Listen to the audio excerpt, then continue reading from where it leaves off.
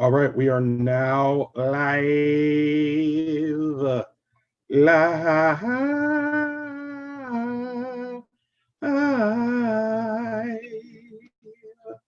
We're actually live. Go ahead. Cool, man. Oh, wait. So, start? Start. Excellent. Excellent. All right. Well, dear everybody, thank you for tuning in to Talking Loud and Saying Nothing. This is the only advice show that has ever existed on this planet. There's no need to look that up. I promise you it's true. This is an advice show where you can ask your questions and we answer those questions, and you're very happy that we did that. Before we get started, for those of you who aren't aware, I do have a basketball team. We have just went to the finals. Well, I'm sorry, we took our final. We're still in high school, so we just took our final exams. We still don't have jerseys, so we can't go. We can't play basketball. But if you'd like to support us, you can, because we're kids. So anyway, before we get started, normally we have some advice questions. But before we get started, we do want to typically just talk about how the week's going, talk about some pop culture stuff, what's going on. I had a couple of things that I want to talk about, but I don't know if we can.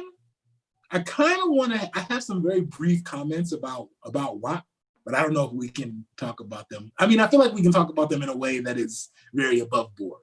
All right. Well, yeah, if you could explain what WAP is first, and we'll go from there. Sure. So I don't know if it, I mean, it's the official name. I don't know if the official name is WAP or if it's WAP. WAP. But WAP, fair enough. Rappers Cardi B and Meg Thee Stallion released a video, I believe it was Friday night. Yep. For a song called WAP. Now, anybody who's seen it, and it's got 65 million views or something like that, so there's a very good chance that many of you have seen it, heard the song. It is a little risque, but it's not, to me, it's not anything we haven't seen. Like, it's not so crazy that it's like, you know what I mean?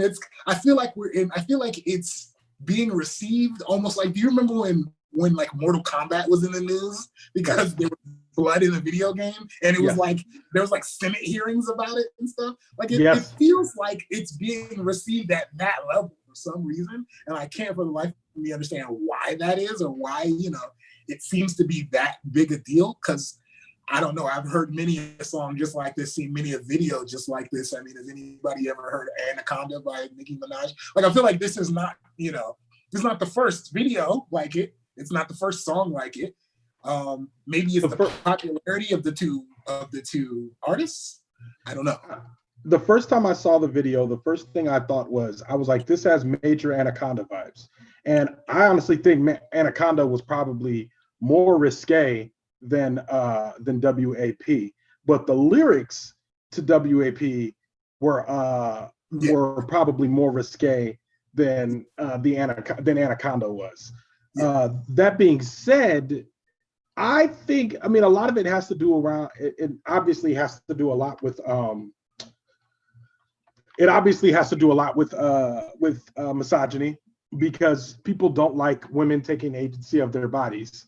And this is two women very, very, I want to say, forcefully taking agency of their bodies and dictating not only what types of men they will sleep with, but what they expect from men when they're being slept with, which it flies in the face of all Judeo-Christian moralistic society like norms. It flies in the face of all of that. So immediately, it was funny because I saw a post that basically said, I'm a straight man and I don't want to hear women telling me about what type of sex they want to have.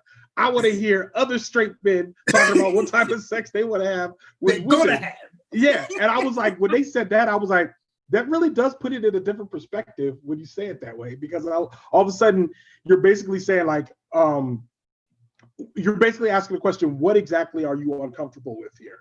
Like, you know what I mean? Like, what exactly? Like, it's not the display, it's the demand, right? Exactly, and it's like, I don't want them saying it to me, and I'm like, okay, well then it's really not the what they're saying, it's the who's saying it, right? Because I'm like, and people are very hesitant to admit that because they don't want to sound they're very hesitant to admit that because they don't want to sound misogynistic. So yeah, no, I'm with that. But I think the funniest thing about it is how many different backlashes there's been. You know what I mean? Like how many different varying controversy has circled it. So of course you got, for whatever reason, it seems like every Republican like legislator in the world has seen this video. Mm-hmm. So one, I'm gonna do my Chris D'Elia hand. How did you see it? Why were you watching this? If it's so appalling and it's so against Christian values and it's ruining, the one lady said it set women back 100 years. And the one guy said he saw it by accident. And I'm like, how? No, you didn't. Like, how did you witness this? And how did you witness this? And once you realize what you were watching, why did you watch it for longer than 10 seconds? You know what I mean? Yeah. You know, like there's certain things I'll just never see. There's certain things I will never see, and if I stumble upon them because it just so happened to make its way into a place where I would be, because I wouldn't make my way into a place it would be. I only watch it for 2 seconds before I realize what I'm looking at, and I stop. Yeah, before I'm like, this isn't for me. It's like so a fight movie. Yeah, it's like I don't want to do this anymore. So I'm about to. I'm not going to watch it anymore. But that being said, I'm like what a lot of people, Republicans or whoever was watching, they don't want to admit is that if they watched it from beginning to end, it's because they wanted to watch it from beginning to end. You didn't need to be well versed in it. So matter of fact, you could just go to, what I did it in this order. Went to Spotify, I listened to the song first. And I was like, whew, I don't know how many times I'm going to be bumping this. Like, to be honest with you, this is not something I want to be like seen, like heard, listening to, only because it's very graphic, which I'm like that. And that's the thing. Pretty involved. That's the thing. If you want to listen to graphic music, that's cool. But like, I don't know, we are a society where we don't just bust out talking about sex openly in front of people. Like, we're a little puritanical in that. But that being said, like, that doesn't mean I have anything against the song. Like, if y'all want to play, y'all want to listen to it. And the other thing is, I could also understand not wanting kids to hear it. I'm like, yeah, great. Like, maybe you don't want kids to listen to this song. But that should come with a measured dose of saying these women are taking agency of their bodies, because it feels like in a lot of cases, no one is allowing these women to just have agency of their own bodies. But that being said, when they say it sets women back, I'm like, sets women back to which time in which women were dictating to men what type of sex they were going to have and with who? Like, what are we talking about here? Right, because if anything, I would say it sets them back. Yeah, sets them back to what? Sets them back to when they couldn't do this anymore. Yeah. Because if this song's power was literally to push women back to a place where they actually couldn't make these types of songs, then that would be a win for you, right? So obviously that's not true. So then, and I guess this is one of those things where it's like supply and demand. They made this thing that you don't agree with that's been watched 65 million times already. I don't know what to tell you. I don't know what to tell you about that. Yeah. So clearly somebody wants it. Clearly somebody wants it. Yeah, somebody wanted it 65 million times. You know what I mean? Yeah. So it's like, now I agree with you. I think it's a really good song. I love the beat. I don't know how many times I actually listen to it though. I don't need to listen to it more than once or twice. I think I'm good. But I totally 100% get its replay value. I get its quotability. I get all of that, right? Yeah.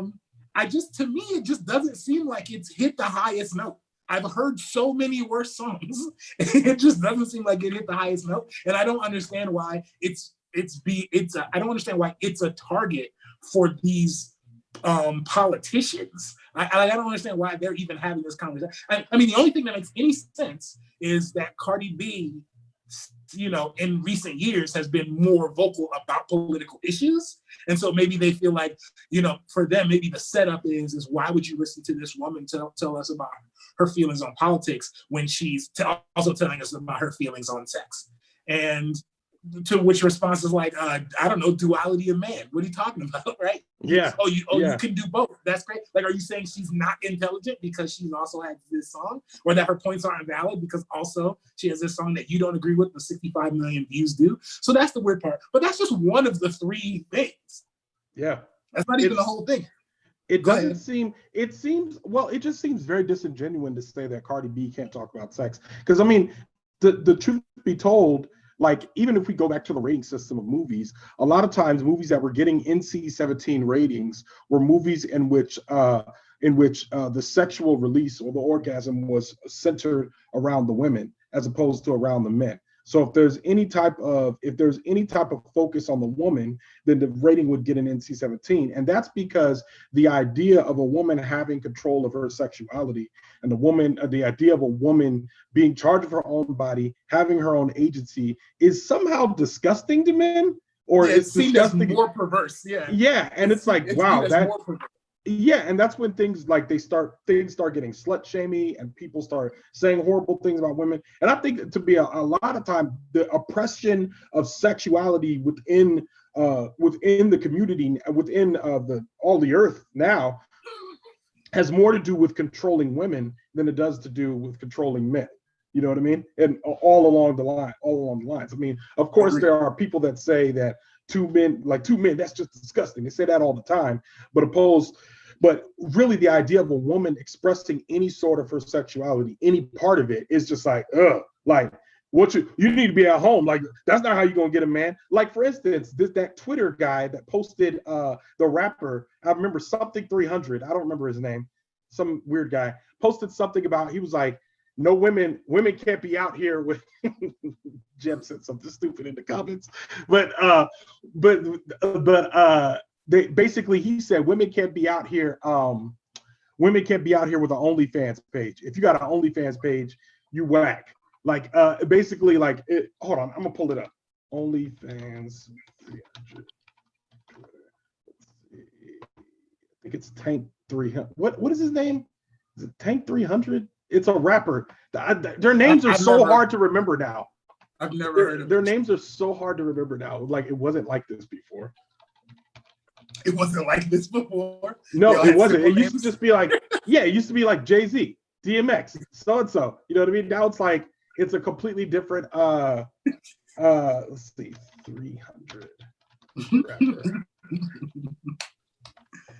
It's so hard. Oh, Montana of 300. That's what he said. Okay. He said, and Cardi B, that's what it was, because Cardi B offered an OnlyFans page for herself. Let's see, 300, we'll go to news. Okay, so, here it is. He said, women who have an OnlyFans, you will never find a true king, which bookmark that, who genuinely likes or loves you. You are automatically disqualified. A queen carries herself as such at all times, already moving that way before she meets her king. Act like a peasant for the public, and kings will treat you that way. So first of all, he's expressing a very commonly known old school position when it comes to women, which is that, hey, I need you to be a lady out here in these streets for all these people, and you only do that stuff for me. Which I'm like, I understand the idea of discretion between two adults, and I think that's how it should be. But the idea of controlling a woman's sexuality before she meets her partner, or even if she wants to meet a partner, the idea of controlling that woman is just, it's so archaic and so from an era that we're not in right now. So I'm like, if a woman has an OnlyFans, if that's what she chooses to do to get money, we don't do this same measure of control off of the hundreds of ways that dudes seek to get money. Like, if there was we don't talk this way about pimps. You know what I mean? We don't say, hey, a true king wouldn't be out here hiring a harem of women to go do sexual acts for him, or to go do sexual acts for money so that he can affect his bottom line. That's not king behavior. His bottom line. And the reason why I bookmarked the word king is because typically people that use words like king are almost automatically hoteps. It's clearly we're talking to a hotep dog whistle. Yeah, if I've ever heard one. Yes, a hotep dog whistle. Yeah. So I'm I always had this problem because I think I get it more now that I'm married, but that's just not how it works. Yeah. That's just not how it works. Think about how many women have been exotic dancers or used to be, prostitutes or whatever, are in entertainment, are in, own businesses and things like that, and are also married or in long-term relationships. Like, that's just not how it works.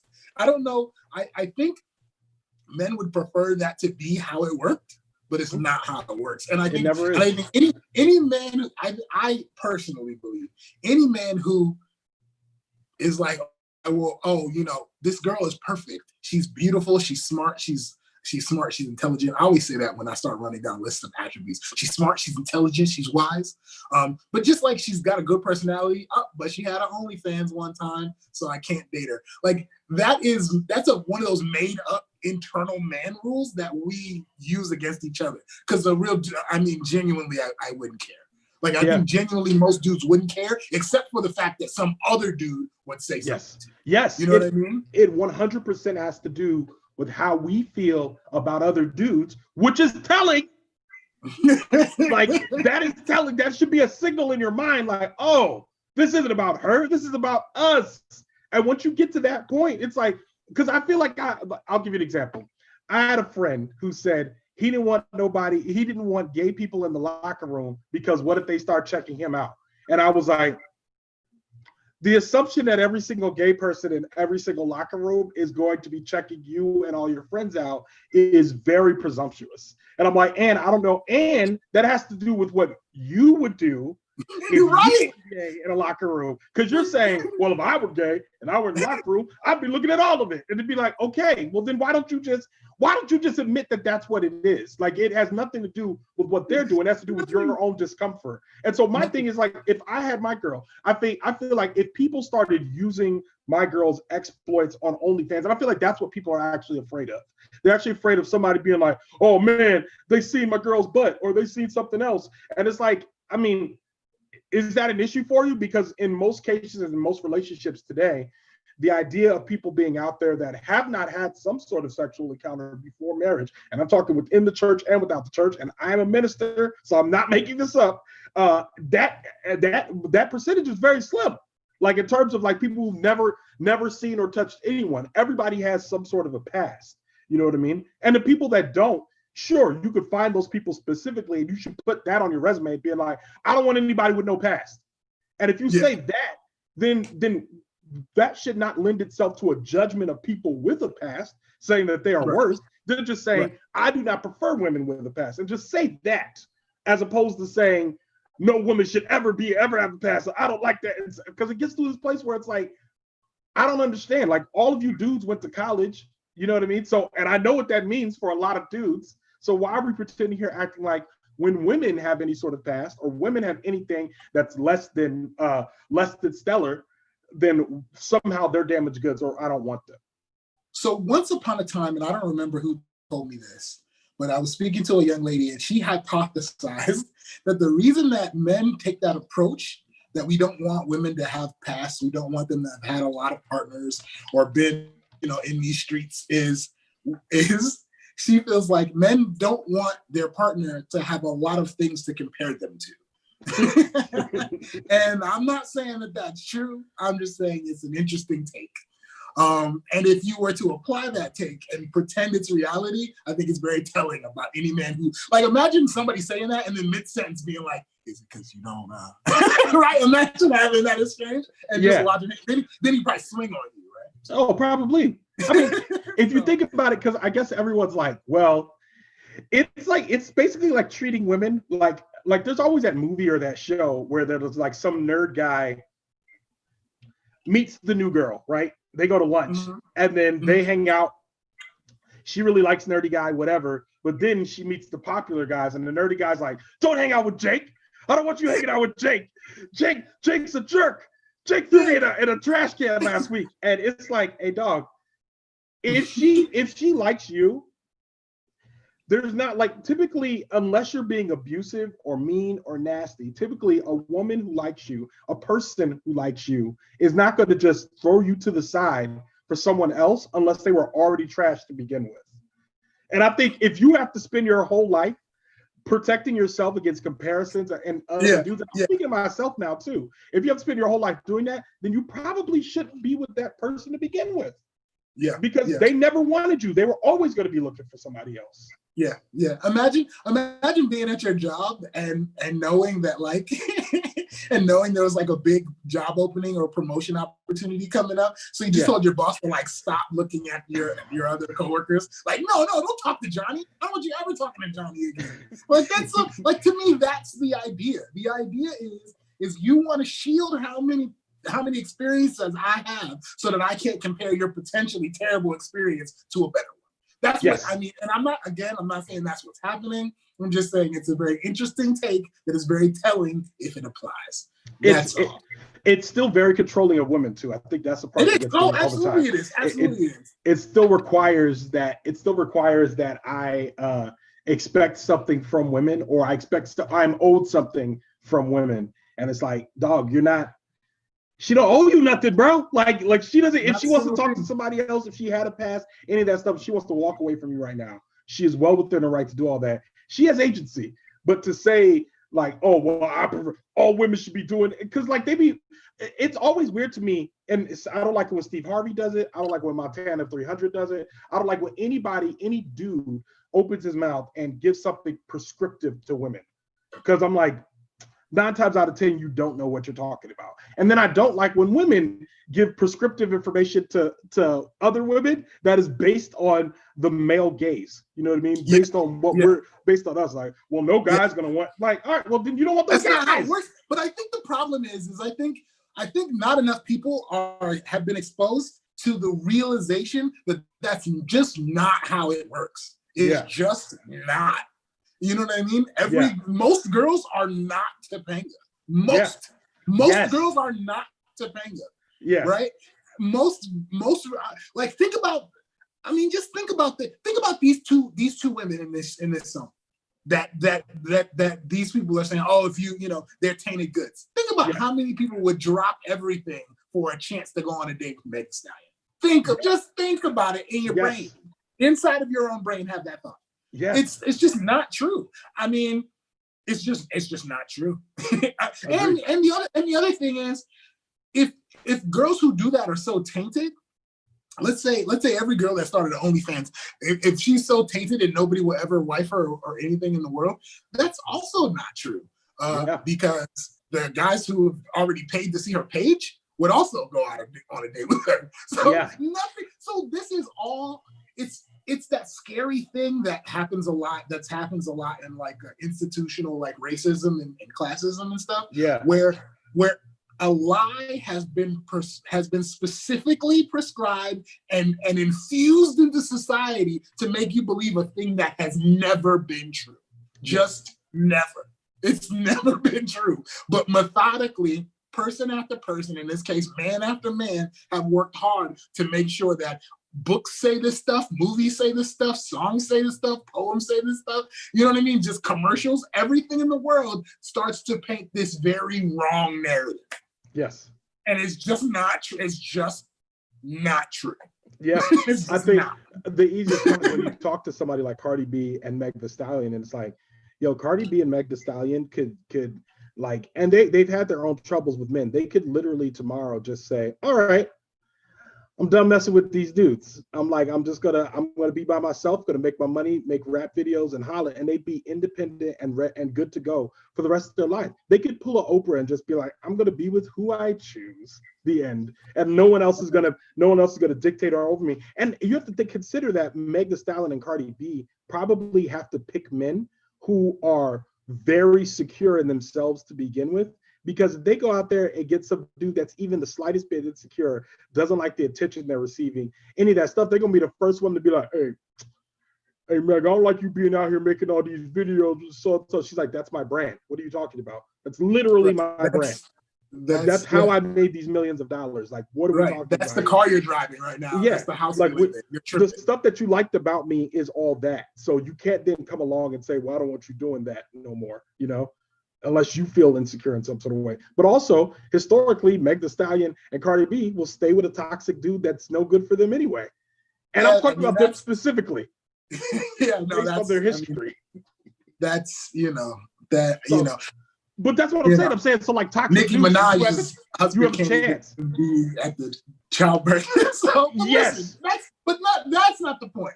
The point is, like I remember seeing on Twitter there was this girl. Everybody made fun of her because she had a OnlyFans, and they made fun of her boyfriend.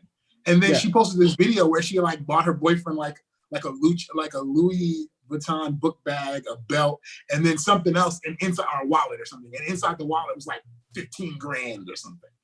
And I was watching that video like, that seems awesome, right?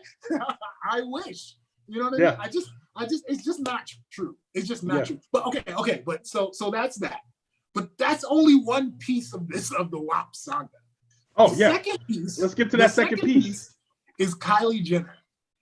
Let's talk about that.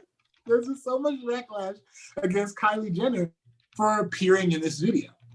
Yeah. And a lot of it is kind of twofold. One of them, I get, it seems like a reach, but I get where they were going with this. And that is, in her role in this video, she simply walks down the hallway for a little bit and opens a door. Like, she doesn't actually do anything to be, like, she just exists and looks attractive as she walks down the hallway, which, if you haven't seen the video, just sounds like a music video, a shot in a music video.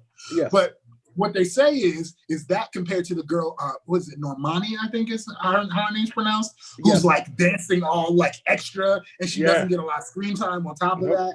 And they were like, and they were like, this is an example of white women doing the least and getting more screen time than a black woman who has to do the most and get less.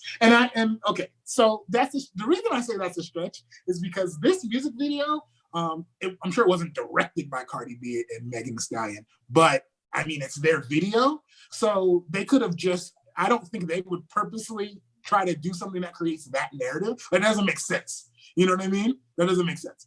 But so it just comes across as a stretch. Now, the actual thing so what happened was, as a result of that, a friend of mine on Instagram was reposting somebody he follows who was going on this rant about how they didn't understand why Black women seem to have such a problem with the Kardashians in general, which I don't know that I necessarily agree with, because I know quite a few. I mean, this is anecdotal, of course, but I know quite a few Black women who either don't care either way about the Kardashians or actually really like the Kardashians, buy all their products and all of that. And so, but he was just going off on this rant. And first of all, it's strike one is I don't like when men get overly involved in what is essentially not your deal at all, right? It's like just not your conversation to have. You know what I'm saying? I get and the response to all this, so I can't have an opinion on stuff. It's like, yeah, I guess, but like I have an opinion on I don't know. That's like me having an opinion on like makeup. Like, yeah, I guess I could have one. I could share it if I wanted to, but who cares? I'm not the target audience. I'm not a patron of this thing. I don't wear it. I don't participate in it. I don't do the history. I don't know the knowledge. So who cares what I have to say? My voice should be heard last. And so, but he was like, I don't understand why Black women hate the Kardashians. And I was like, well, I don't think that's true, but think about it like this. So he's a DJ. My friend is a DJ. I said, think about it like this. Imagine that Mark Cuban used his his status and his whiteness or light brownness or whatever, and his cash to become DJ Mark Cuban. He went to your website, stole all of your mixes, put them out as his own, and became a world famous DJ. Mm-hmm. That is the problem that Black women have with the Kardashians. Correct. They've taken their culture, they've literally stolen from multiple people, their items, their ideas.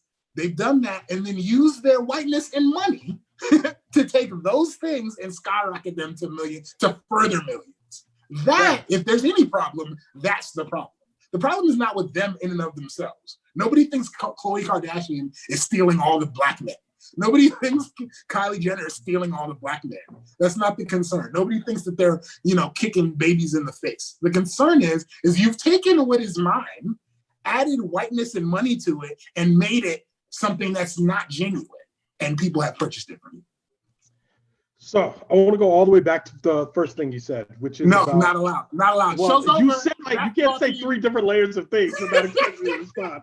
So you said you think it's a stretch for Kylie Jenner for people to be upset about Kylie Jenner and her role in the video. Well, one, we know that Kylie Jenner has no rhythm based on what we've seen in the past. So her face being in the video had a lot more to do with probably notoriety, whatever. But I think if they wanted to have the type of impact that they wanted to have in this video, then it should have been Jordyn Woods in this video. It should have been, and Jordyn Woods is a character, is a model, but also a character in the Kardashian saga who basically bucked the entire system. You know what I mean? And as a black woman, I feel like if we're talking about black women and black empowerment, then she would have been perfect to just show her face in the video, and then disappear behind a door. Because I feel like for you to show Kylie Jenner, I feel like every black person watching this video was like, okay, Kylie Jenner. And for me, I was like, but why? You know what I mean? Like it's such a prominent, it felt like it's such a prominent role.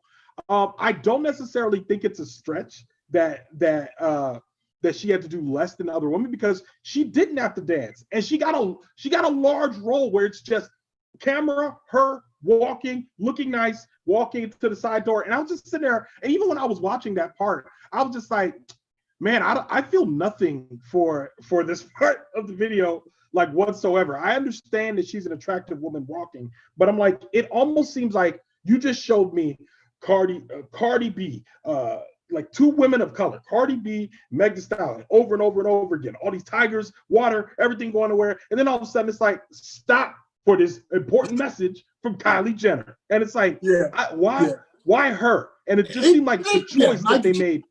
Because I'm like, even if they would have chose Kim, I would have been like, oh, snap.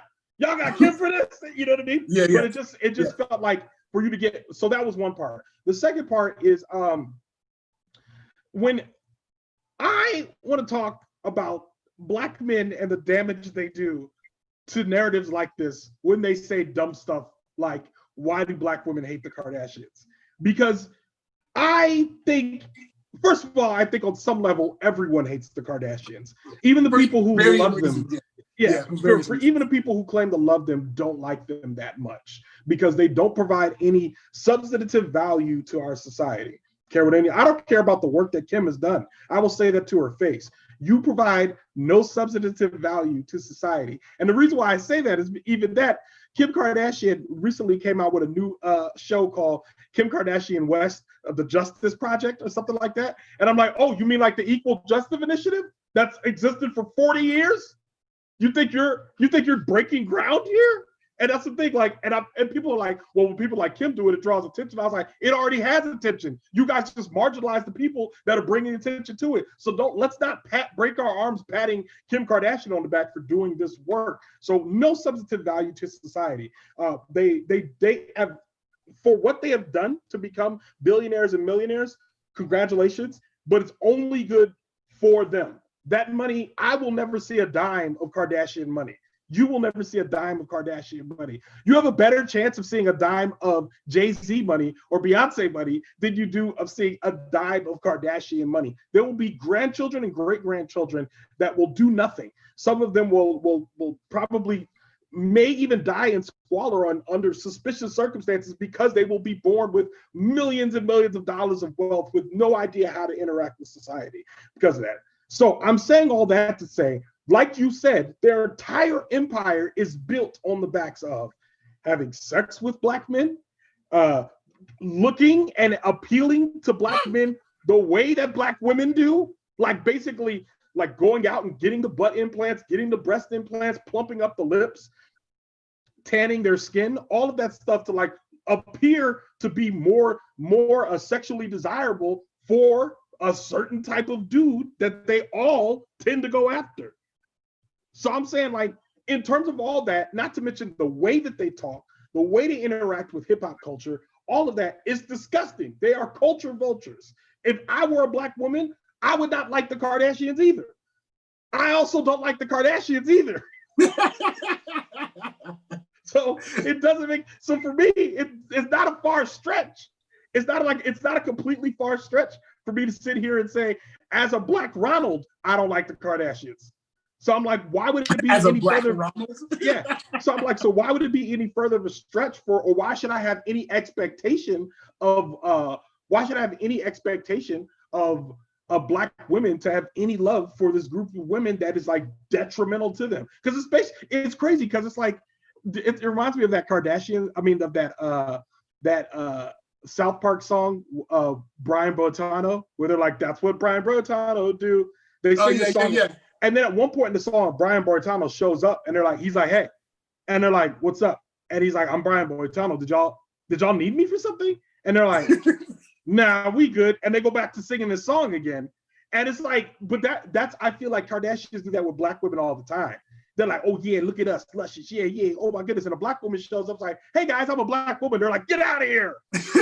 We didn't ask you for that. Like, what are you doing here? So I'm like, you can't slam down on Black women and then turn around and expect them to automatically love you. Because if I were a Black woman watching the WAP video, I would have been like record scratch at that point too, be like, why are you here? Like, what are you, what are you doing? I get that. I totally get it. And do I think this is a conversation for men? I think men, Black men especially, should be looking to Black women for their cues on how to talk about the Kardashians. They should be like, how do y'all feel about this? And then they should fall in line with that. And don't find the one exception and fall in line with that person. Like, fall in line with the greater source. The majority, yeah. And say, what are we actually doing here? What do they do for us and for society? And I'm sure, here's the thing, I'm sure the Kardashians are nice people. It seems like a lot of people hang out with them and they seem nice, but I'm like, and I'm sure if I met them, I'd be like, oh, great. They're really nice to me. They were kind to me, whatever. Bought me a sandwich, loved it. You know what I mean? But that being said, the greater damage that they do to society just by their existence is just, and I feel like I always run into dudes that are like, well, you're just hating. I'm like, I'm not hating, because I don't care. Like, that they make money and all that stuff, that's not the part that bothers me. Yeah, no, that's not the problem. Yeah, because I'm like, there's plenty of people out here making their money, but I'm like, I don't like when people make their money through ways that are obviously detrimental or disproportionately affect one group of people. Yeah. No, I'm with you. But that's just 2 parts. All right, let's get to the third. We haven't even got to the third part. It's short. The third part is short. And it's just, I didn't think I'd hear the name Carole Baskin again. Oh, yes. But apparently she went on this tirade because tigers in the video, and she was like, oh, these tigers probably were brought there by tiger pimps, which is a thing that she says. And the tiger pimps, they beat the cats, and they what is it? They shock the cats into responding to cues to stay or come. And then when the cat either attacks or gets too old, then they just kill them, or they take them to a what is it called? Not a shelter, but a place, a rescue or whatever. Mm-hmm. And then they die in the rescue. so I don't really have a lot to say about that. It was just funny to hear that Carole Baskin, like, I feel like she just inserts herself wherever is possible. Just wherever. Like, at first, I didn't even remember that there was tigers in the video. And when I named Carole Baskin in relation to that video and song, I thought she was going to say something about like just animal print, because I know they were wearing animal print. I forgot there was even a tiger in it. So it's always funny when you hear her name pop up, because she, and the thing about it is I was going to say that she's just clout chasing, but the reality of it is she's picking her battles. She's very she's very on, I don't remember the word now. On message. Yeah, definitely. Yeah, definitely. So that's it. But one song came out Friday night, and it's done all of this. It's done 65 million views. It's turned Republicans upside down. It's turned the world against each other. That's crazy. So do you think that Carole Baskin cares about Black people? No. So, because I'm like, every I think time she I doesn't care find, about most white people. Usually people who are this in love with animals, they don't care about black people, and they typically don't care much about anyone else. yeah, so it's always hard for me when somebody tries to make me feel bad about animals, which I do, and I will, because I'm always like, dang, that does suck. I don't want somebody shocking the animals or giving them pills and all that stuff. Like whenever I see pictures with my friends, like that take a picture with a tiger, I always judge, and I'm sorry if some of y'all are watching this, but every time I see those pictures, I judge them every time because I'm always like, nah, I'm good. I want to see that tiger out there mauling stuff. Like I want to be in real danger. I don't want to be out here laying on a tiger that like has drugs. You know what I mean? So I could get a picture and be like, look at this cool picture of me and this tiger. Because I'm like, I just don't want that. That being said, when Carol Baskin shows up, she literally only showed up because it's like, ooh, tigers, I could say something. I can get back in the press. And I still believed after watching that documentary or that documentary series that Carol Baskin is as bad as the people that she claims to be worse than her. I'm like, anybody with any sort of tiger rescue, I'm like, y'all gonna doing some unsavory stuff, like at some point, you know what I mean? Like either you're selling expired meat to, oh my God, which is gross. Even you're feeding them all expired meat and paying nobody a living wage, or you somehow got a 1,000 lethargic tigers all over their property saying, oh, they're just living their lives, doing their things. I was like, all right, great. Why don't you take all that money, go to Africa and make sure that those tigers just stay where they're supposed to stay? You know what I mean? Or go to India and make sure those tigers stay where they're supposed to stay and they don't come back out anymore. Why don't you just do that? Why don't you just like, what, you know what, Carol Baskin? Why don't you go and train as a Navy SEAL and just assassinate all poachers?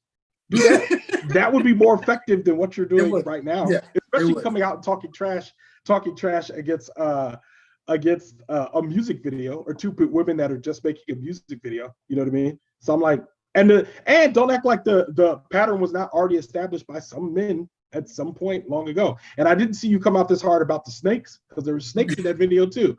I don't see you caping for those snakes. You don't care about snakes. Nah, I don't care about snakes. I'm the tiger queen. That's what I care about. That's it.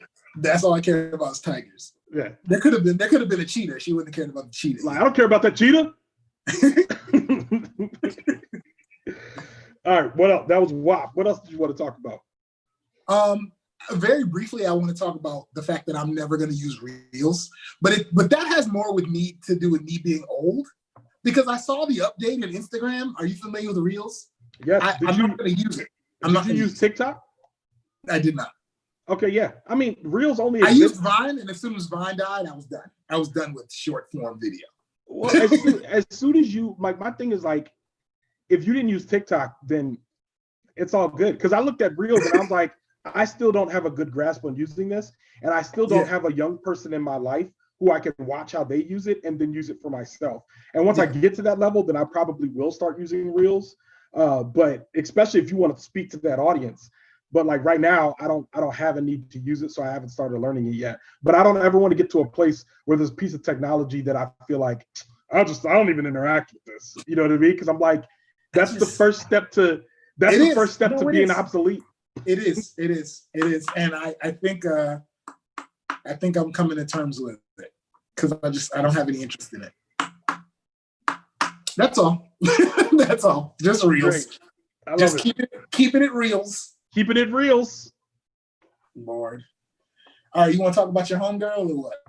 No, I thought you wanted to talk about work and. Work's fine. What I realized about my job. So for those of you who don't know, I by day I am a project manager. By night I am a music producer.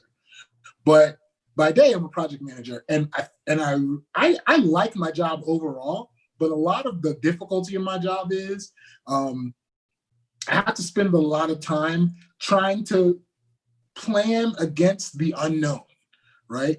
So like, I know what you want, but I don't know the details of what we've sold you. I don't know the details of what you guys actually do. I've got to go in and figure out, we sold you A, but I need to go in and figure out, are you prepared to receive this service? Will it align with the other services that you get provided by other vendors or even internally? Well, just project management is one of the weirdest things because it seems so simple, but it really relies on people telling the truth and being accurate, and people don't tell the truth and they're not accurate. They just aren't, right? Like, I can't tell you how many times, we've sold a service, and the person will say, yeah, we normally do like 75 widgets a month. So if you guys can support 75 widgets, then we're good to go. And I'll be like, great, let me see the last 6 months of data. And they'll show me the last 6 months of data. And every month consistently, they've done 600 widgets. And they'll be like, oh, well, 525 of those widgets are actually done at the other department. So I don't know about them. And I'm like, oh, there's another department? Oh, wonderful. So anyway, that's a very silly approach to my job. But I realized what I love about my job the most is once I finally get all the answers, we put together what's called an FMO. And FMO is short for future mode of operations. And what it is it's a Visio diagram with a bunch of diamonds and squares that show you from end to end how a person gets help, right? If the question starts here, they go through all this process, and this is how they end up with a new computer. And that to me is the most fun part of my job. And I realized that this weekend while I was working over the weekend doing it, because I was like, once I finished, I was like, I don't want to do anything else now. I don't want to do any of the rest of this job. I've done the best part. I want to go to sleep. Can I tell you a personal story about the word Visio? No, absolutely not. So anyway, at my first job in IT, I worked in a place called Altum, and they made some comment. They were like, so maybe we could do a Visio. And I was like, oh yeah, I got you. Yeah, like the TV. And they looked at me, and I was like, yeah, I remember, because I opened the TV and it had these like crazy charts in there. So I know exactly what you're talking about.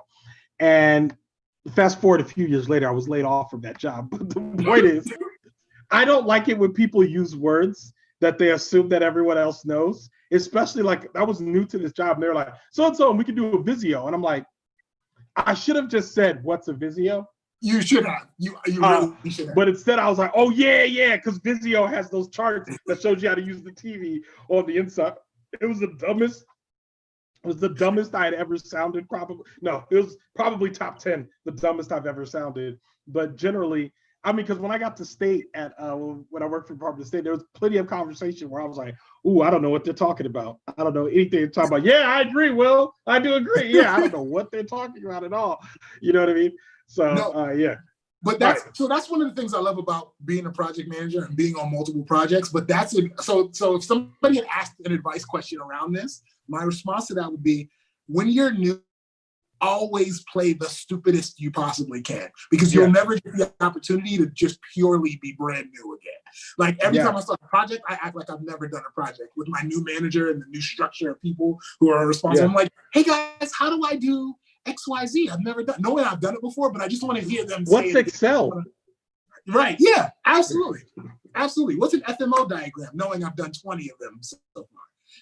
Because you'll never get that opportunity again. So if I was talking to old young Ron, I would have said, ask that question twice, and ask it as long as, for like the first 90 days, nobody can excuse you for having a stupid question, or nobody can get upset with you for having what they consider a stupid question. So ask stupid questions over and over and over again. Because then that's how you learn exactly how they want you to do the job. You never have to guess, because they'll tell you exactly what they want you to do. Yeah. Okay, so you want to talk about Ellen. I do, but I don't know a lot of the backstory. I just think, to me, it's very interesting. I was talking to my wife about this earlier. It's very interesting how things just kind of exploded with the allegations against her being rude and being. All right, let me just tell you the story, because I feel like you're gonna speculate your way into it. I am. So by all means, it's fascinating. So there is and I'll find it. I'll find it right now. But there is let's see, Dakota Johnson, Ellen. All right. So I'm posting this in the chat so people can kind of familiarize themselves with it. And it's a video in which people says that Dakota Johnson calls out Ellen for being a little bit rude. Okay. And the whole thing behind it is that Dakota Johnson is being interviewed by Ellen, and basically Ellen's like, "Oh, I heard you had a birthday party. I wasn't invited." And Dakota was like, "No, you were invited. I specifically invited you because the last birthday you got upset because you weren't invited. So I made sure I invited you this time. Then she turns to the producer and says, didn't I invite Ellen? The producer was like, yes. And then Ellen was like, well, why didn't I go? She goes, then she tries to make it funny. She goes, I must have had a thing that day. She goes, I don't know, but don't sit here and act like I didn't invite you. And so that clip started making its rounds. And when it started making its rounds, everybody was like, basically people are like, hey, you know, Ellen's not that nice, right? Like, we know that's her brand, but she's not really that nice. And apparently, this is something that I had to come to terms with within the last like 5 to 7 years, which is that sometimes there's a known fact in an industry that the public doesn't necessarily know about. So like everybody at Accenture knows that Mike is a jerk. Everybody at Accenture knows that. Even though Mike's the head of whatever, does whatever, we all know Mike's a bit of a jerk. Don't catch Mike on the wrong side. But we don't really talk about it. We just go to work and get our jobs done. And I'll bookmark that because that's a problem, and we'll say why in a second. So that is the case for Ellen, where everybody in Hollywood knows that Ellen is a bit of a jerk. Like, we don't really, like, she's not actually that nice. She does the dancing and the stuff with the audience. She does that, but she's not nice to anybody else. She's like, we don't really bang with Ellen like that. So that kind of is like, that ripple is going out when that thing makes the round. Then a couple months ago, a guy gets on Twitter, I don't remember who it was, some prominent figure gets on Twitter and says, hey, for every mean story you guys tell me about Ellen, for every story y'all tell me about Ellen being mean, I'll donate $2 to this charity. He gets 300 comments and ends up donating $600 to charity, which then starts building this buzz. They're like, wait a minute. And then it becomes a news story and people are interested in it. Then while we're on quarantine, Ellen is out here doing her show from her house, but she's doing it with non-union workers. And her workers are like, oh, nah, bruh, nah, you ain't gonna be out here using. So then they all basically just start running their mouths. They're like, it's a toxic environment. This place is trash. She's not nice to us. There's sexual harassment. All this stuff starts coming down the pike. Then, I'm surprised how much I know about this. Then Ellen writes a letter and is like, hey, yo, I heard that some stuff's going down on my watch. My bad. I didn't know about this. That's my bad. Oh no, I'm sorry. Then Brad Garrett gets on Twitter and is like, everybody knows Ellen is mean. And Leah Thompson from Back to the Future is like, yeah, that's right. Everybody knows Ellen is mean. So now stars are coming out and being like, yeah, Ellen's kind of a jerk. Then Kevin Hart, bless his stupid little heart, Kevin Hart jumps into the conversation and is like, hey, yo, man, Ellen's my girl. She's been my friend for a while. You know, everybody talking trash about her, but she been kind to me, so I ain't gonna say nothing. I'm like, and my first thought is like, why are you caping for it? Why do you need to cape for Yeah, Ellen? but yeah, she good. But like every time I start to feel sorry for someone, I look up their net worth. And if their net worth is over a certain number, it costs too much to have sympathy for them. And Ellen's net worth is $300 million. Kevin Hart's net worth is $200 million. Between the two of them, they're worth $500 million. So I'm like, I'm good. I don't need to feel sorry for either one of you. Don't like live your lives. Like you're good. That being said, so all of that is going on. In the meantime, they're about to come back with the show. So the conversation has been basically, how much of a jerk is Ellen? Can we continue with the show? And what does that mean for the future of the show, what we think? Now, my quick take on this is that the one thing I keep thinking about is that everybody knew that Harvey Weinstein was sexually assaulting and being disgusting to women the entire time he was doing it. It was not something news. They only started caring about it when it was started getting to the news, and then they started getting credible sources and all that. And then it got to a place where somebody said, wait a minute, we can't keep letting him do this. Once they decided that it was no longer okay for him to do that, even though he had been doing it the whole time, then the reckoning came for them. It's the same thing with Ellen, which the only difference is Ellen is not engaging in sexual assault, or that we know of. Ellen is not being physically abusive to people that we know of. Ellen is not trapping people on that. She is just not as nice as she purports to be. That being said, or that allegedly she's not as nice as she purports to be.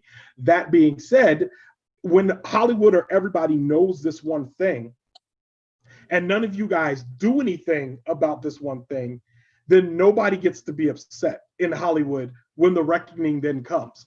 Because if the right person hears about it, it says, no, that's whack. She shouldn't have her own show. Like, why are we giving this woman her own show? She's mean to everybody. Yeah. Like, no, we don't want you to have your own show. Like, you need to be nicer to people. And that's fine. But also, being nice shouldn't be a requisite for having your own show. Granted, it's easier to get your own show if you are nice, but I feel like that's where I'm like, do we really care whether Ellen's nice or not? I guess we care if that's her brand. And she's like saying, I think that's it. Yeah. And if that's your brand, if you're like, that's nice, be kind to everyone, I'm eating lunch with George Bush, then I do have some feelings about you being out here being mean to people. Because it's like, well, you're a liar and you shouldn't have this brand. Why don't you just say, hey, I'm a jerk and that's what I do? Howard Stern owns that. You know what I mean? And Howard Stern does nice things all the time, but he owns being a shock jock, being kind of a jerk. You know what I mean? Yeah, so I'm like, why can't you own that as well? That's the take. So, and I agree with that. No, I agree with that. I think, treating your employees bad is bad. But I think to me, the part of it that is the reason why this has my attention more than just like if we found out like the CEO of some company was treating his employees bad is because Ellen's brand is niceness, right? That's like if you found out Mr. Rogers like kicked puppies on the weekends. Like that's completely antithetical to your entire being, right? Yes. So, but I won't say that. So it's interesting. I was going to say something funny. Completely out of pocket. It's funny you bring up Mr. Rogers, who sits on my desk, actually. But it's funny you bring up Mr. Rogers because I remember thinking that, too. I was like, dang, wouldn't it be crazy if Mr. Rogers turned out to be mean? But these Bamas, they searched high and low for one person to say Mr. Rogers was a jerk. And that dude is dead and gone. And not one person will come out and be like, Mr. Rogers was a jerk. Like nobody will. It's just bad karma. No, I feel like even if Mr. Rogers like mispronounced your name or something, if you speak on that, it's a wrap. Yeah. Like I can't imagine. You know what I mean? Like it's unexcusable. Saying something bad about it's absolutely unexcusable. But and it was funny on Twitter. A friend of mine was like, she was like, I like John Mulaney so much that I refuse to learn anything further about him just in case. And I was like, that's how I used to feel about Chris D'Elia. So I get it. I absolutely get it. Yeah, I feel like generally with somebody like Ellen, when you're that exposed, and again, your brand is just being a nice person, which is like, because it's crazy, because I'm like, when she hosted the Oscars and all that stuff, it was like, wow, I really enjoyed those Oscars. I still, like, it's hard for me to throw that away, because I'm like, that experience was very nice watching that. And watching her do the pizza thing and all that. But then when you go back and realize that Harvey Weinstein was a part of that pizza bit, and like little things like that. But then when you go back and you realize if you think that Ellen's not a nice person, then watching that feels more like an act. Yeah. And people don't like to be fooled. And I think that's the bottom line. So she's not going to be canceled or anything like that. But I feel like the bigger thing that we care about, me and you care about more, is the Kevin Hart aspect. Which is that Kevin Hart comes out of nowhere to be like, Ellen's been nothing but nice to be. I love Ellen. Oh my God. Then I think that didn't bother me as much as his follow-up video in which he's like, hey man, this social media thing is going too far, man. It's like, y'all going too far. And I'm like, don't just shut up, man. Okay. Oh, here's the thing, and because a lot of celebrities came to Ellen's rescue. Let me tell you something. If there's anybody on this planet that doesn't need to be rescued from something, it's a 300 million millionaire. Okay, correct. That's number one. But number two, of course she wasn't mean to you, fellow millionaire.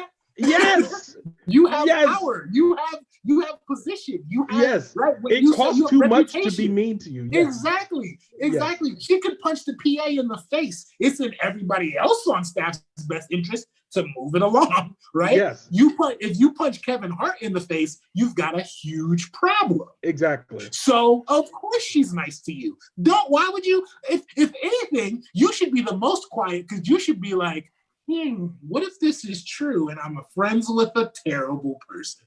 Yeah. That should be your position, to be very quiet, right? Let her apologize for herself or adjust it for herself. You know what I mean? She doesn't need you to come to her rescue. And I think celebrities got to stop.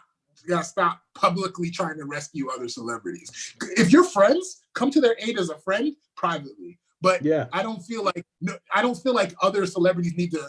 I don't know. And maybe that's because I'm not a celebrity. And so maybe I'd feel differently if I was a millionaire, which I guess I'm conflating the two, because I guess you don't necessarily have to be a millionaire to be a celebrity. It just seems like they go hand in hand. But in any case, I just don't see how that's not helpful. It's not necessary. It really only exposes you to scrutiny.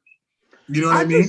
I feel like the best thing, if I were Ellen's publicist, I'd be like, hey, dog, you came out. You were one of the first earliest celebrities at that time to come out. It was a big deal. You need to come out as me. You need to just straight up open your mouth and say, hey, look, hey, straight up, I'm grouchy. These Bams get on my nerves. I want to be nice because I want y'all to like me, but I'm just telling y'all right now, and you know what? I can do a better job with people. I can do a better job with humans, and I'm going to do that. I'm going to do a better job pushing through and being kind to the people around me. Because let me tell you what would happen if she did that. It'd be the most annoying and frustrating thing. A bunch of people would be like, I mean, why do we need to be nice to each other all the time? And then she would start an actual mortal battle between good and evil, where it's like, you don't got to be nice to everybody. I mean, when the nice guys finish last, right? We got to do what we got to do. And that would start, because I'm like, there's a bunch of people who don't really care that Ellen is mean. They just care that she tries to hide it. Yeah. You know what I mean? Because there's plenty of mean celebrities out there. So they just care that she tries to hide it. So I'm like, but the other part with Kevin Hart, I'm like, I think the thing that gets me about him is he's always so defensive. And he never, to me, he's a guy that never just follows through what he says and then doesn't speak on it again. Because this Bama sends a follow-up video to be like, man, y'all asked me why I didn't say nothing about Nick Cannon, and I'm over here talking about Ellen. Man, y'all don't know what I said to him. Nick Cannon's my friend. He came to my house the other. I'm like, and I almost want to whisper to this house, you make $200 million.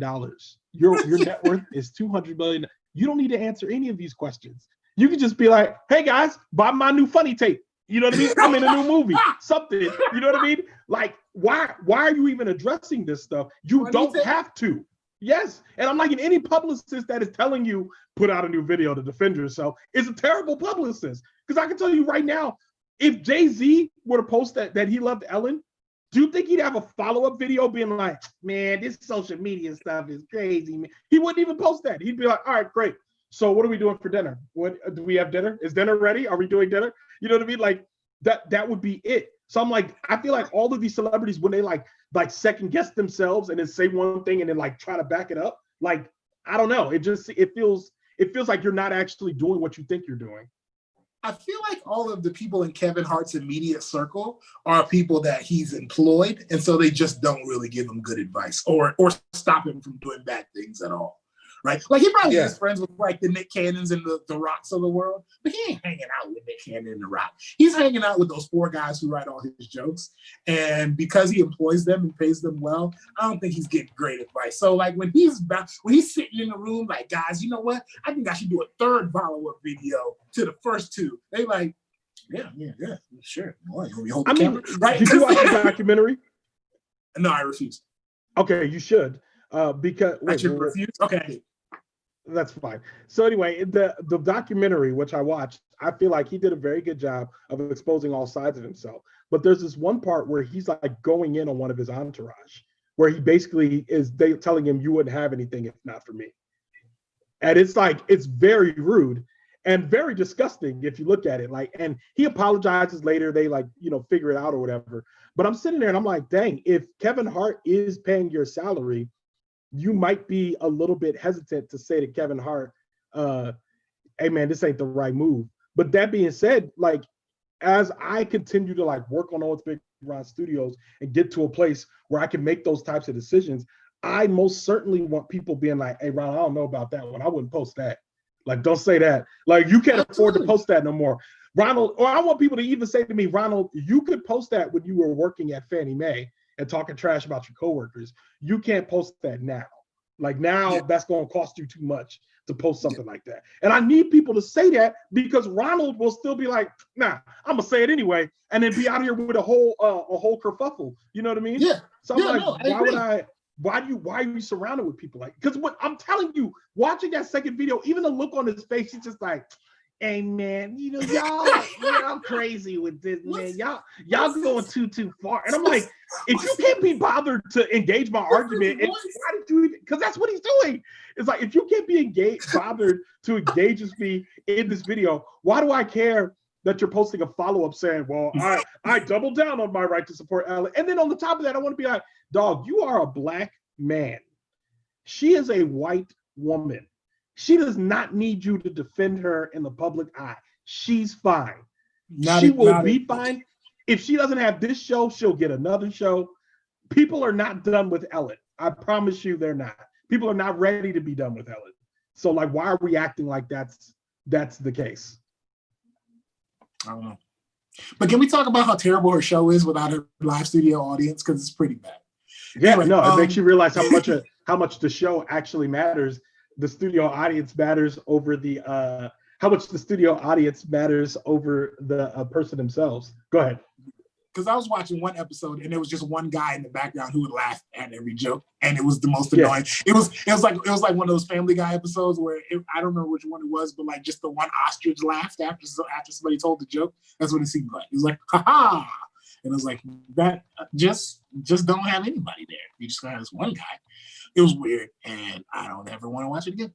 Yeah, I think it's hard to have that stuff without some sort of audience interaction. That makes you realize how much of these shows can stand on their own or not. And that's why I think John Oliver's show has gotten better. Because I'm like, oh yeah, I love it. Yeah, it was weird at first, but I love it. Yeah. Now it's like, oh yeah, this makes sense. He's doing a takedown. I get it. And it's like, instead of like doing those things where he steps on his own joke, now without the audience interaction, his joke going along doesn't bother me at all. I'm just like, all right, great. I don't have to worry about the audience laughing about it or it not being funny. And he's cutting them off a little shorter now, so his timing is even sharper. Yeah. So, oh yeah. Absolutely. He just bounces from joke to fact to joke to fact, joke, fact, joke, fact, instead of having to wait and yeah. So yeah. Yeah. So yeah. All right. Well, does anybody have any advice questions for us? It is 8:09. Oh, actually, plug your stuff, man. Absolutely. So everybody, as you know, as I've shared, I am a music producer, beat maker. So by all means, please check out masspobeats.com for your audio listening pleasure. I've got beats for rappers, singers, and people who just want to listen to word-free tunes. The leases start at $19.99 if you would like to purchase it for your use, or if you'd like to just listen to it, you can go to masspobeats.com. Be sure to check it out, share with your friends, your family, share, retweet, all of that, and by all means, please follow me on Instagram at Mass Potential, where you can hear the latest and greatest and get all the updates that you could ever want. Thanks again. I appreciate it. What's up, everybody? It is your boy, Make Around. Like that. I really appreciate you guys all tuning in to watch this today, Talking Loud, Saying Nothing. This is our first time doing it on YouTube. We'll probably continue to do it on YouTube. It's a little bit easier, and it gives us a little bit more freedom in terms of sharing the link out with everyone. With all of that being said, I would like you guys to all become patrons on Patreon. That helps Oh It's Big Round Studios to continue to do the type of work that we're doing right now, which is Talking Loud, Saying Nothing, which is leaving the theater, which is time well spent, doing the live show that's coming up later this year, which is going to be completely virtual. So we are working to continue to build the studio up so we can do more important work for other people, continue to do production work for other folks. We need your help. The lowest amount you can pledge on Patreon is $2 a month. The most helpful amount you can pledge on Patreon is $10 a month. So get on in there. We got all kinds of freedom giveaways. Soon I'm going to be making masks, and everybody in the Patreon gets one no matter what level you're pledging at. So very excited about that. Got a lot of things in the works. So again, patreon.com/ohitsbigron. Patreon.com/ohitsbigron. I just put it in the comments as well so you can engage with that. That being said, does anybody have any advice questions? Cheer. Does anybody have any advice questions?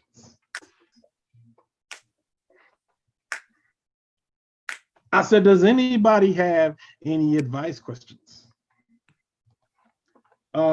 Let's see. Let me ask Sarah if she has advice questions. Oh, our comments moderator, Marilyn, is in there drumming up advice questions now.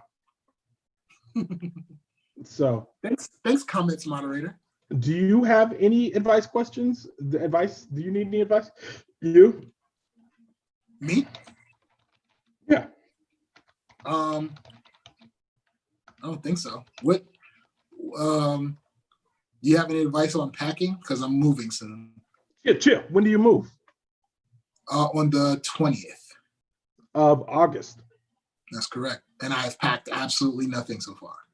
I would say go room by room. So start with like the 20th. Actually, you're good right now. Like if you start, oh no, that's next Thursday. Mm-hmm. Okay, so you should start packing. How many rooms do you have? It's only, we're talking about 1,000 square feet. There's 2 rooms, there's 2 bedrooms, a bathroom, and a living room in the middle. So it's really not that bad. Here's the other thing too. Here's the caveat. The caveat is we get the keys to our new house on the 20th, but we don't get purge first. Yeah, no, that's a good call. Actually, so I'll respond to that in just a second, Marilyn. But we don't we get the keys to the new place on the 19th, but we don't have to be out of the old place till September 12th. So really, we just need to make sure that the big stuff makes it. When the movers come, the movers can move the big stuff, and then everything else can just be truckloads back, carloads back and forth. Well, that's fantastic. So I mean, that means you can move. That means by the Talkin Loud Sayin Nothin show that is on the 24th, you should have your studio set up. That's right. That's okay. That's it. Should is the operative word, but that's mostly right. Yeah. Oh boy, we'll see how that works out.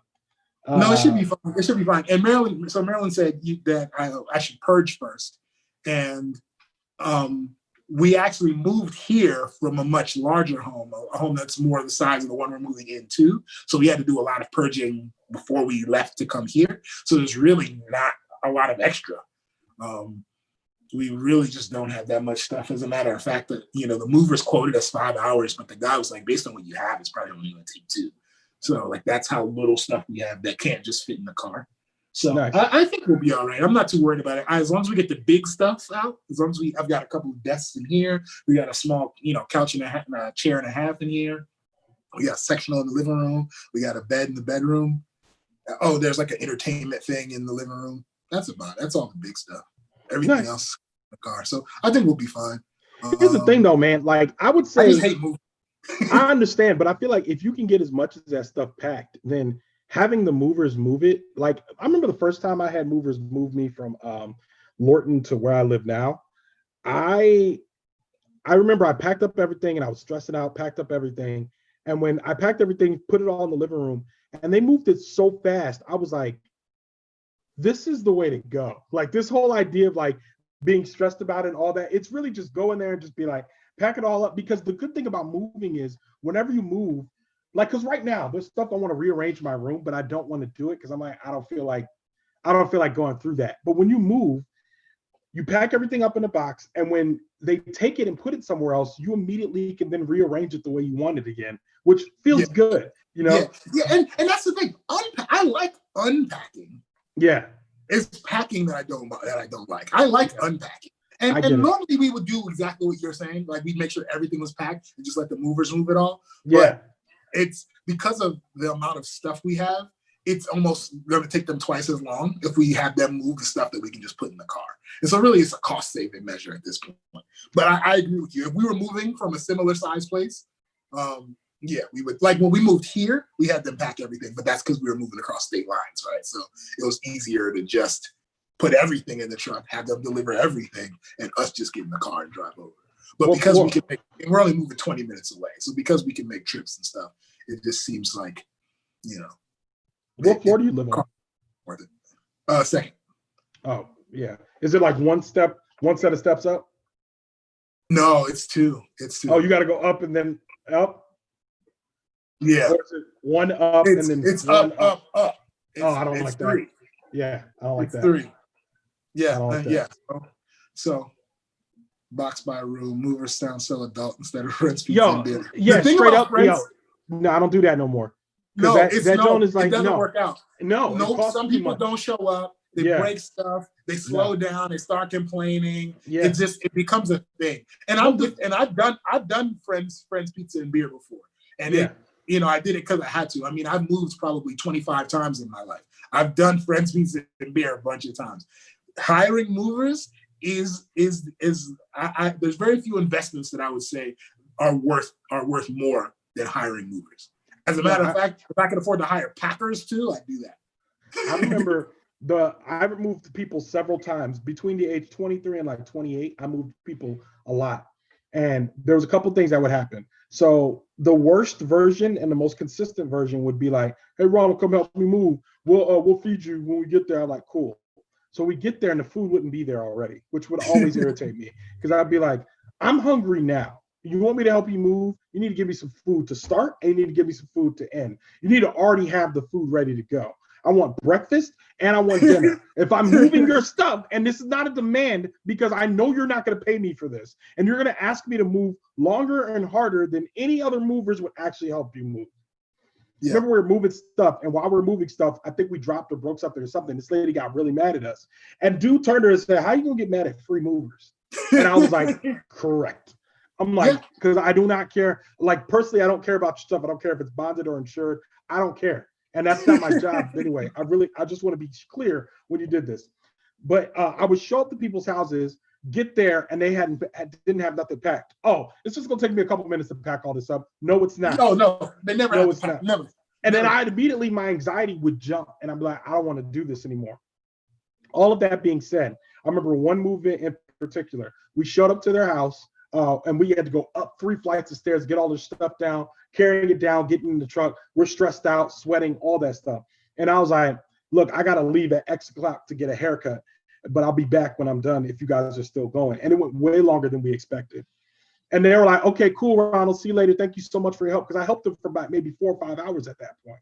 I go, I get my haircut, I come back. And when I come back, first of all, they were like, "You're back." And I was like, "Yeah, I said I'd come back. Like, why wouldn't I come back?" Go back, help them. We finished putting out all the stuff in the house, dap us all up. She gives us a bunch of chicken, great, and then gives us each $50.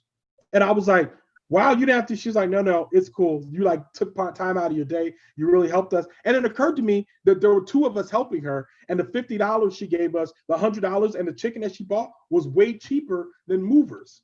So I'm like, that's how you do it. Like when they say like friends pizza and beer, I'm like, "Hey dog, that worked when you lived in college and you had to move 1 dorm room.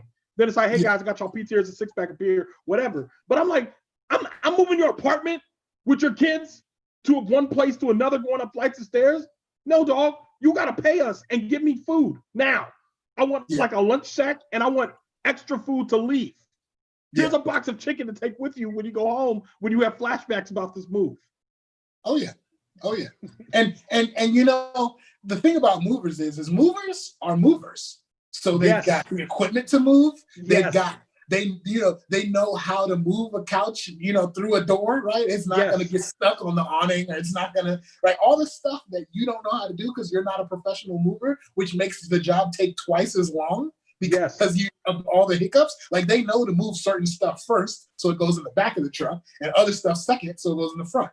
Well, you'll just pick up a box. You'll put the couch on top of the lamp, and that's just going to be what it is. Yeah, and movers. Movers should be paid a livable wage. It is a respectable profession, because I'm like, everybody needs to move. So it is a respectable profession, and we should treat it and pay it as such. Like, I'm thinking it's just so kind and so fair to like, one, and you're so kind to yourself, because I have a friend, Nor, who I remember she was like, "Hey, we're moving. Will you help us move?" And I and 2 of her other close friends all said no. And I think I was like, this was like maybe 2 or 3 years ago. And I was like, "No, I'm not helping you move." I'm like, "Hire movers." I'm like, "Hire movers." She's like, "Well, we don't want to hire movers." I'm not, no. I am over 30 years old. This is not my job. I don't have a back for it. Like, I don't want to do this no more. And I'm like, and even if I do have the strength in the back for it, I don't want to do, it's such a waste of a day. It's not really hanging out with friends. Like, your relationship changed because they're like, "All right, could you guys speed it up a little?" Like, no, I don't want to do any of that. No. So absolutely not. No, I agree. I agree. And it's like there's an art to it, right? There's an art, right? When those guys come in and start wrapping your stuff with those old weird rugs or those old weird, blankets, like Yeah. there's an art to all of it. You know what I mean? And that's how your stuff shows up on the other side unscathed. Okay, so we have advice questions. Do we? Yeah. You ready? Okay. Yeah. They're from my friend. I don't want to say her name because I don't want her to. They might not be connected to her. So we'll say we'll call her Bethany Johnson, which is not far from her real name. So anyway, if your significant other is coming to your sister's wedding, how much of their costs should you cover? The accommodations are free, but there's a plane ticket and other travel costs. My answer would be none. But go ahead. If your significant other is coming to your sister's wedding, what was free? The accommodation. So I'm assuming the hotel. So the hotel's free, but the flight's not free. And what else would they have to pay for? Like food and stuff, like other travel costs. I'd say none. Yeah, right. If your significant other is coming to your sister's wedding, they could either pay for it. I mean, it's your significant other, so they should want to be there. So the assumption is that they want to be there because it's your significant other. So they should pay to be there, or they can't go. But I don't see. Yeah, if I invited my significant other who lived across, not close enough that they had to take a plane to come to where I am, yeah, I would expect them to say, I can't afford to, right? I would expect them, right? Let's say y'all both live in the same area. You're both going somewhere together. Oh, okay. I see. No, still they should pay. Yeah, they pay, right? Yeah. It was like, hey, I'm at this wedding. Do you want to come? And then it's like, it's not like, because I'm like, I feel like that's a weird thing where it's like, unless I'm some sort of millionaire where it's like, hey, you want to come? I got you. Don't even worry about it. Just need to show up in the suit. That's one thing. But it's like the assumption that you're not about to pay. Like, nah, you need to buy this ticket. Now, here's the thing. Yeah. If I expect you to be there. Yeah, that's different. Then you got to pay for it. Yeah. Like, if it's like, no, you're going to be there. Then it's like, yeah. But if it's like, yo, come, it's like, sorry, I can't make it. I got work. I can't afford it, whatever. Then we good. You know what I mean? Because I'm like, nah, I don't want to. Like, that makes sense. The second question. That's the default position is no. Go ahead. So the second question is, and I'll give you some context here. And I might have Sarah Bethany call in for this. But she says, how hard should you try to stop your sister's wedding? What are acceptable reasons to try? So actually, hey, Sarah, I'm gonna call Sarah. Let's call Sarah.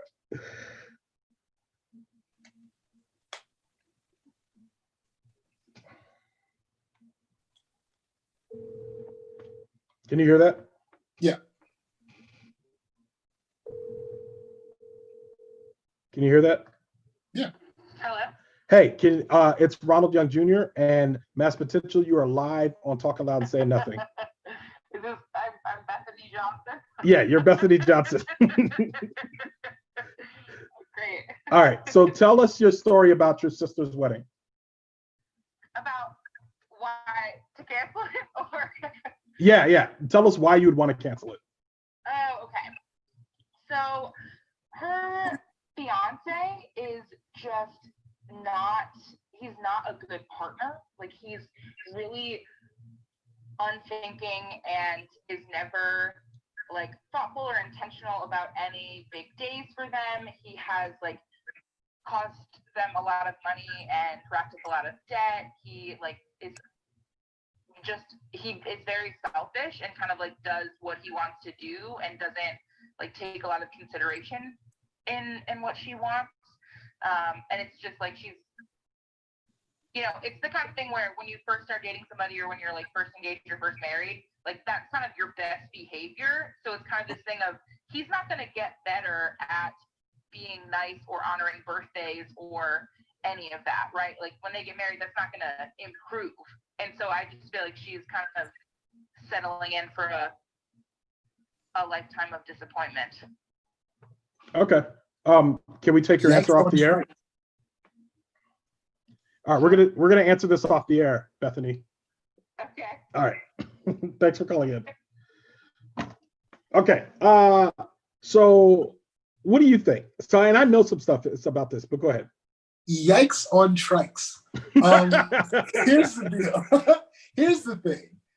There's a couple of things at play here. One, absolutely, her sister should not marry this person. He is not going to get better without some serious conversations and therapy sessions and additional things and things and things. It's not that he can't, it's not impossible, but it's not starting off great. Forever is a very long time. And while we all know that that marriages can certainly expire and be legally reversed and all of those things, forever should be the default position, and it's a very long time.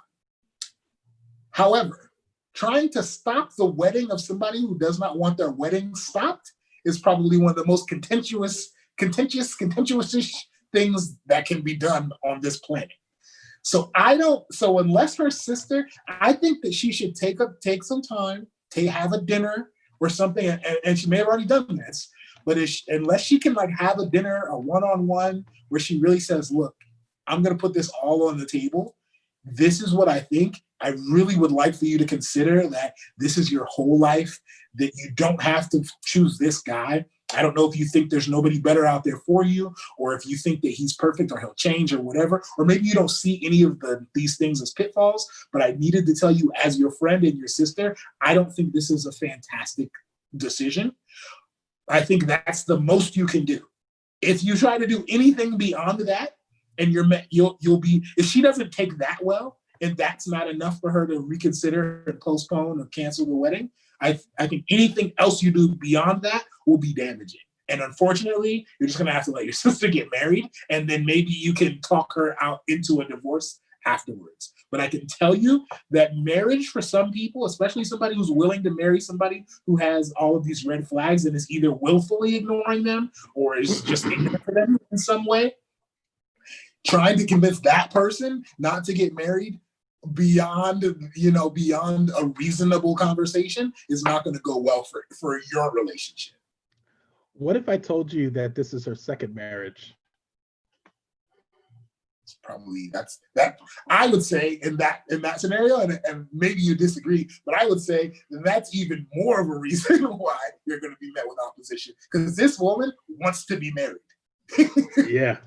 So this woman wants to be married. This same scenario, close to the same set of circumstances, and I'm talking to Sarah on texting Sarah at the same time, but the same circumstances arose for her first marriage, where it was kind of a jerk. They wanted to stop it, didn't stop it, ended up getting divorced, and it wasn't pretty when they broke up. Now this guy's kind of annoying. Same thing. Now they're about to get married, and her sister wants to go forward with it no matter what.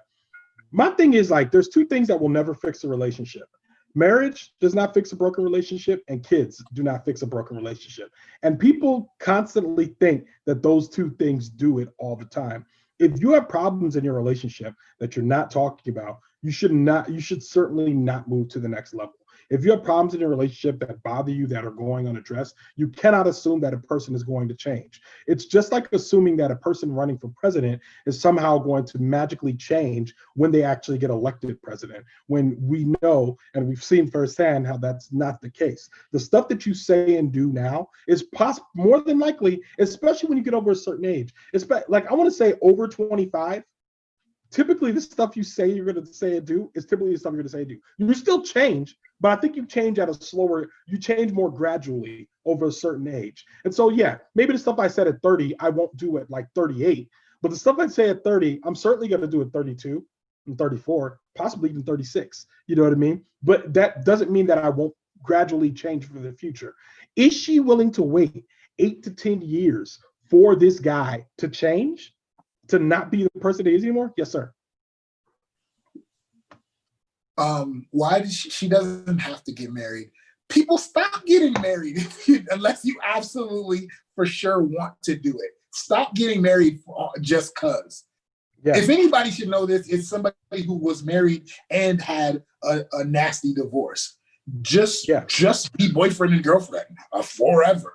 Because you know what I mean? Unless this person is really going to unless the marriage is going to bring something additional to your world, it's going to bring something. Maybe that's not the right approach. But my point is there's no reason to, like, why are you marrying? Why are you marrying him? That would be one of the questions at that sit down dinner that I would ask is, why are you marrying him? Like, what are you gonna get out of this? Do you just want to be married? Because that's a bad idea. Do you just want to stay with this guy forever? Because you could do that without getting married. And do you think this is the partner that you want for your entire life? Can you genuinely say yes to that? If you can genuinely say yes to that, and I'm crazy because I think he's not a good person, then yeah, marry him. But I don't think she'll say that. And I think unfortunately she just wants to be married. If he's not nice or kind to you and doesn't treat you with respect, then why are you proceeding with this relationship? Because my thing is like government involved in that abusive relationship. Because I'm like, if he's nice and kind to you and treat you with respect, I feel like you can grow from all those other things. If he's nice, kind to you, if they're nice and kind to you and treat you with respect, typically anything else you can work on or fix. Yeah. Like, he's not getting the basics down. If he's not getting the basics down, what are you doing? Why would you do this to yourself? Like, what are you convincing yourself of at this point?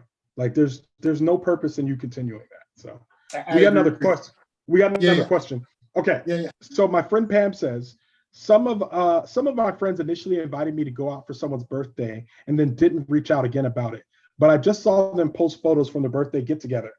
I'm not actually hurt, but the principle of it annoys me and makes me want to not connect with them so much. Should I quietly go away?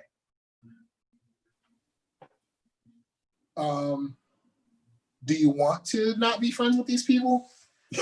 That would be my first question. Yeah. I mean, is this a history? Is this a pattern? Like, do you not want to be friends with these people because they do stuff like this? Because then I'd say you're at a crossroads. Yeah.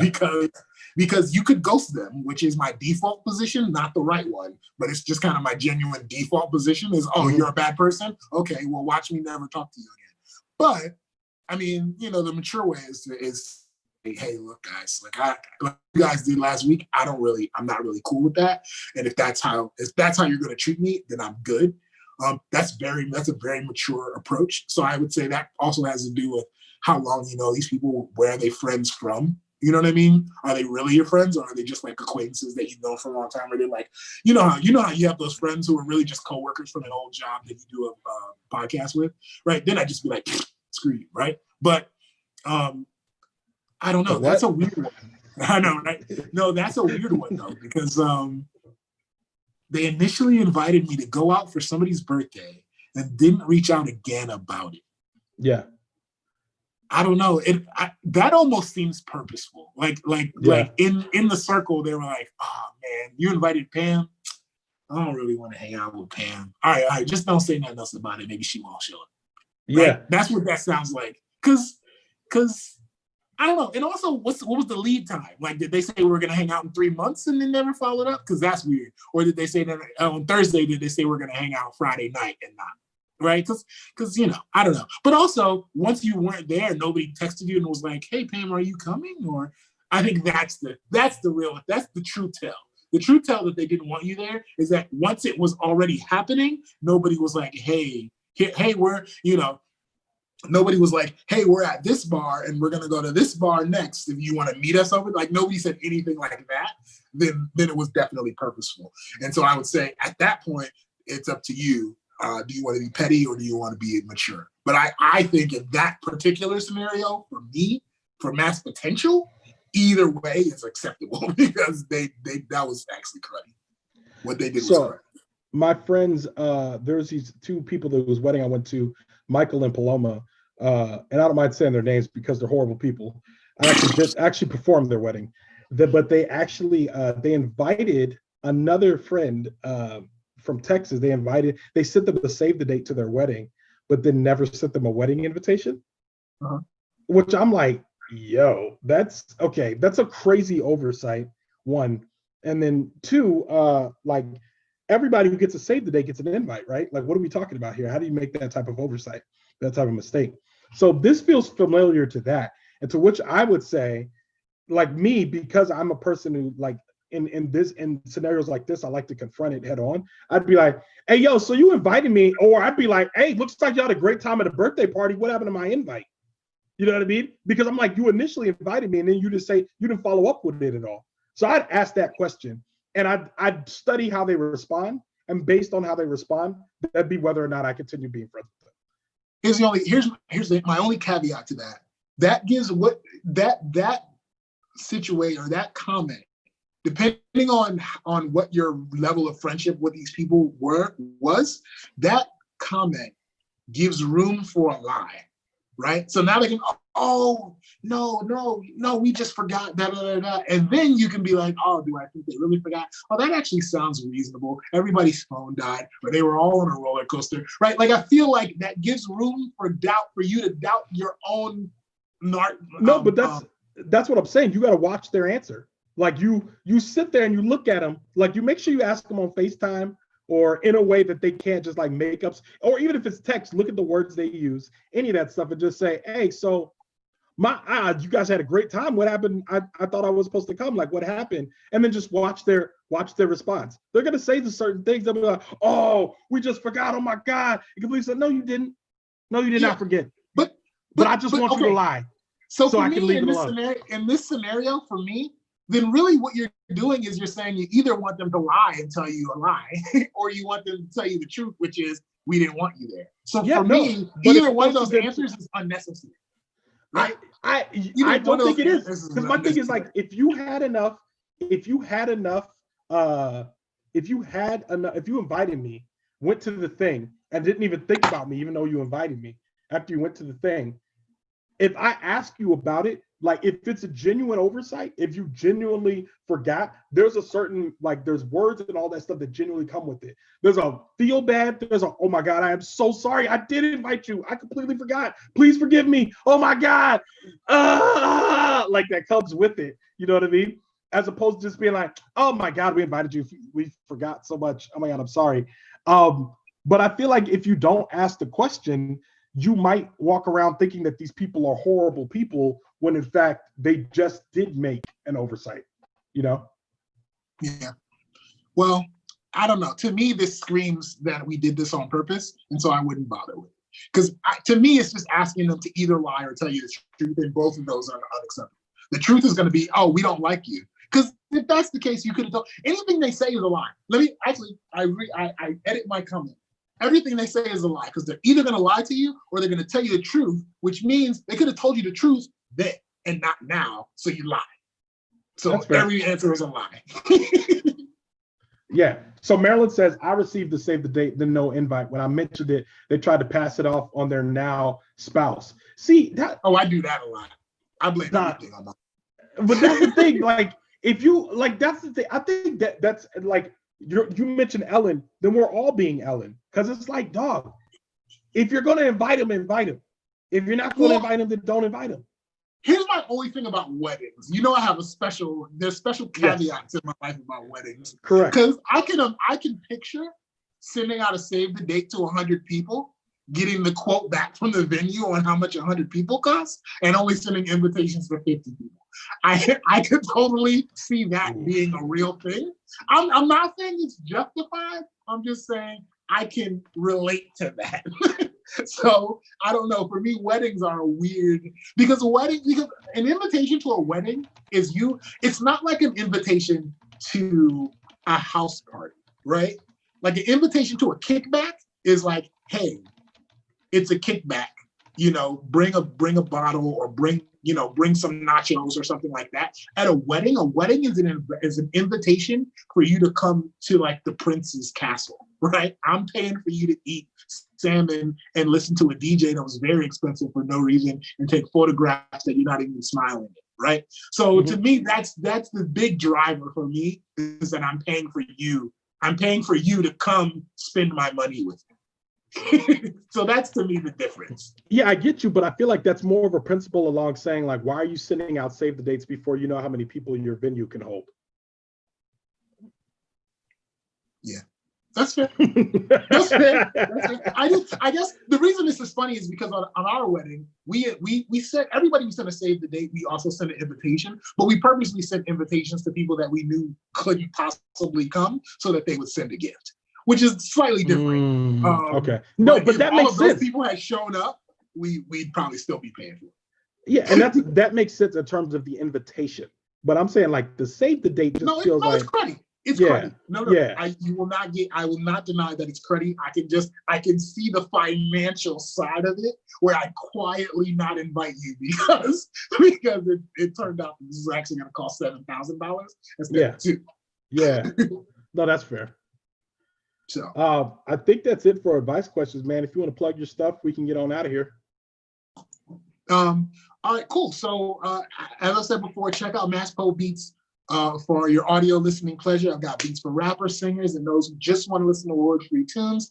Those leases do start at $19.99 if you're a rapper and singer and want to create your own magical tune. But for the rest of us who just want to listen, it's free to go to masspobeats.com and check it out. So be sure to check it out, share with your friends and family, and like, share, and retweet everywhere you see it. And follow me on Instagram at masspotential. Thank you so much. Good evening, everybody. Once again, it is your boy, Big Ronald. You already know what it is. I am once again plugging patreon.com/ohitsbigron. Please become a patron if you can. It helps us pay for things like this. It helps us pay for new merchandise like these stickers that you guys can have too if you become a patron. It helps us pay for the live event that we have coming up, helps us pay for fees that are associated with hosting the platforms, all of that stuff. It helps so much. It helps us. Please become a patron today. Before we go, let me just address what Pam said. She says they don't normally do stuff like this, but I'm no longer specifically in their circle. They all live in the same neighborhood where I no longer spend time. I agree that maybe they forgot, but once 3 of them arrived and didn't say anything is where it feels shady. Okay. No, that's where it was shady. No, yes, that's where and that's what I'm saying. Yeah. That's what I'm saying. Because like either don't talk to them no more, or just ask the question. Yeah, well, okay, and that's where we diverge. But I guess you're right. The point where it was shady was not that they didn't follow up with you the day of and were like, hey, are you still coming? It's when they all got there and you weren't there, right? That they weren't like, but you know what though? Now that you tell this part of the story where you're like not in the mix, I could see on that, and this is why I wouldn't talk to them anymore, because they could probably paint this picture. I could see where they all got together and was like, oh, Pam's too good for us because she doesn't live near us anymore, and she doesn't, like I could see how they together could have made you the villain and decided they weren't going to contact. Actually, let me color that a little bit. I'm going to color that a little. Well, I have to push back on that a little bit because I know Pam's situation. Absolutely not. I will not allow that. So Pam worked in that neighborhood. Mm-hmm. She worked in that neighborhood. And she met them through her job, which I hope isn't saying too much. She was a nanny at the time, and she worked in that neighborhood. What was her social security number? Wait, what? What was her social security number? I'll write it down. Go. I don't understand your response. Doesn't make sense. So anyway, she was a nanny in that neighborhood, and the people she's talking about were neighbors that she worked with, other moms and stuff that worked in the neighborhood, that lived in the neighborhood. So adding that element for me is saying, why wouldn't you guys like invite her? You know what I mean? No, I get it. It's not like, because you're saying too good, but it's not an issue of her being too good. She doesn't work there anymore. No, I'm with you. That's not the point though. The point is, I could see them getting together, her not showing up on her own accord because, and them being like, oh, she didn't show up. Oh, I guess she needed a special invite. I could just see that happening. I could just see that. So these are bad people regardless. I'm just saying I wouldn't bother to speak to them. It doesn't seem like it's necessary.